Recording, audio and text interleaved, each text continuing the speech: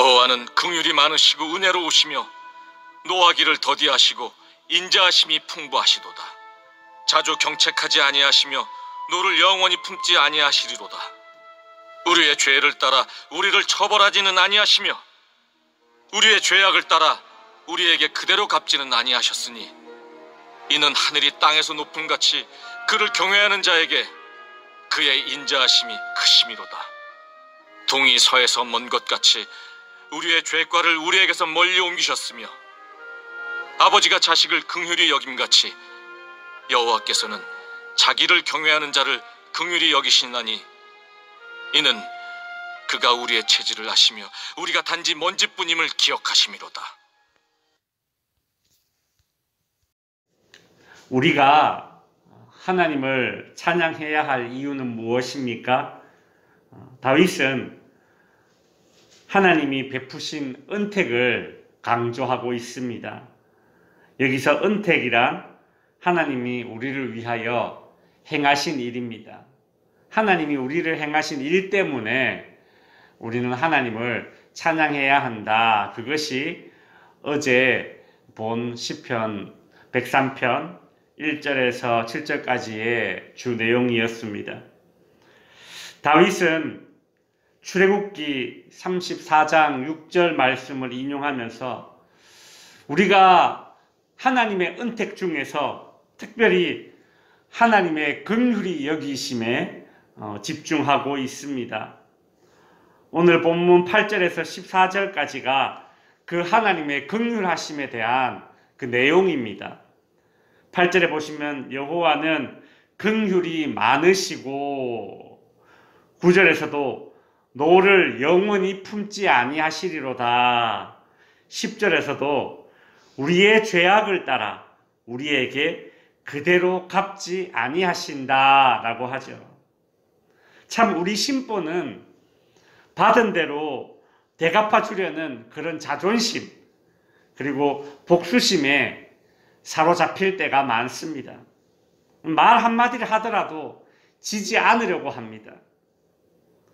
그런데 만일 하나님이 우리처럼 그렇게 우리를 대하신다면 어떻게 되겠습니까? 하나님이 만일 우리가 한 대로 우리에게 그대로 갚으셨다면 우리는 아마 매일매일이 아마 재앙일 겁니다. 하나님의 긍휼히 여기심 그 은혜 때문에 우리가 하루하루를 살아갈 수 있는 것입니다. 11절에서는 이는 하늘이 땅에서 높음같이 그를 경외하는 자에게 그의 인자하심이 크다라고 이야기하고 있습니다. 하나님의 인자하심이 하나님의 긍휼이 하나님을 경외하는 자에게 임하게 된다라는 그 얘기입니다. 구약에서는 지금 이 말씀이 매우 의미심장한 그런 이야기가 됩니다. 왜냐하면 지금까지 이 구약에서 하나님의 인자하심 헤세드는 언약 백성 즉 이스라엘 백성에게 주어진 하나님의 은총이었습니다.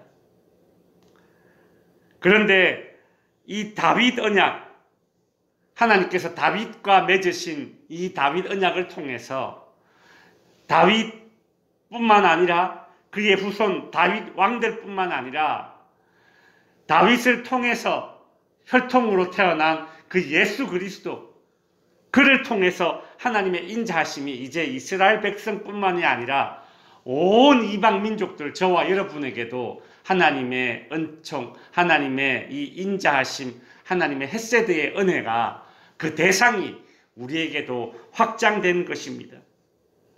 오늘 시편 103편에서 이 다윗의 입술을 통해서 하나님의 인자하심이 그를 경외하는 자에게 크다라고 이야기하고 있습니다. 하나님을 경외하는 자들에게 이스라엘뿐만이 아니라 하나님을 경외하는 자들에게 하나님의 인자하심이 선포되는 그런 말씀입니다. 다시 말해서 하나님의 인자하심을 받아 누리게 되는 그 대상이 이제 이스라엘 백성뿐만이 아니라 모든 이방 민족들에게로 매우 확장된 것입니다. 12절에서는 동이 서에서 먼 것 같이 하나님께서 우리의 죄가를 우리에게서 떠나 사라지게 하신다라고 이야기하고 있습니다. 성도 여러분, 동쪽은 서쪽에서 얼마나 멀리 떨어져 있습니까? 동쪽과 서쪽은 절대 만날 수가 없습니다. 하나님께서 우리의 죄가를 동이 서에서 먼 것 같이 여기신다. 이 얼마나 우리에게 참 안심이 되는 말이고 위로가 되는 말씀이십니까?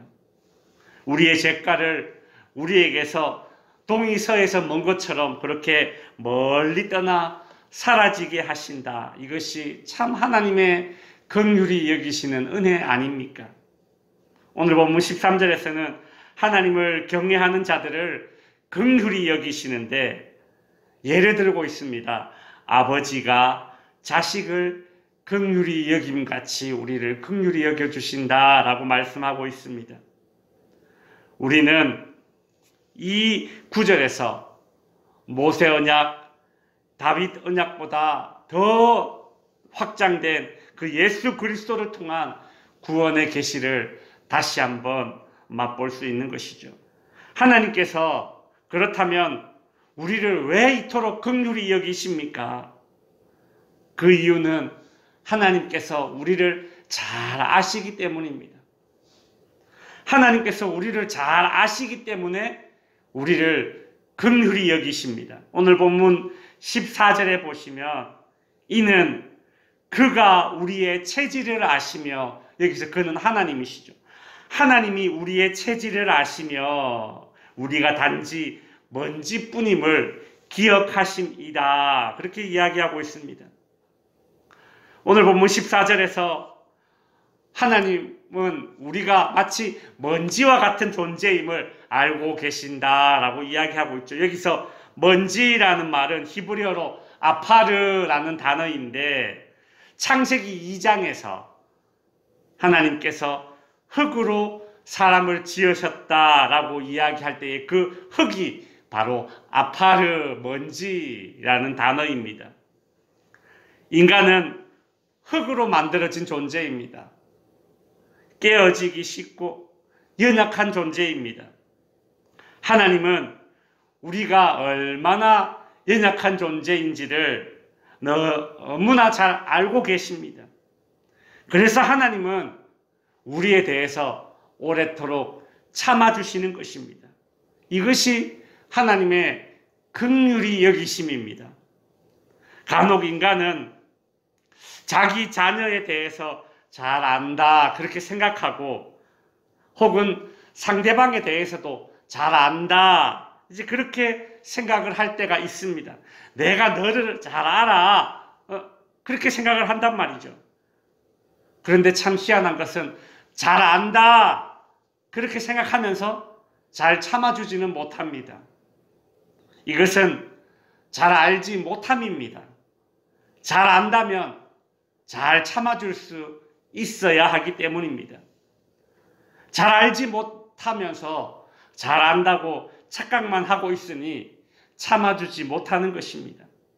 하나님은 우리를 잘 아시니 연약한 우리 인생을 긍휼히 여겨주신다라고 14절에서 말하고 있습니다. 이제 말씀을 정리하겠습니다. 하나님은 자신을 경외하는 자들을 긍휼히 여기십니다. 하나님은 우리를 너무나 잘 알고 계시기에 오래 참으시며 긍휼히 여겨주십니다. 우리는 하나님의 이 참을성의 수혜자들입니다.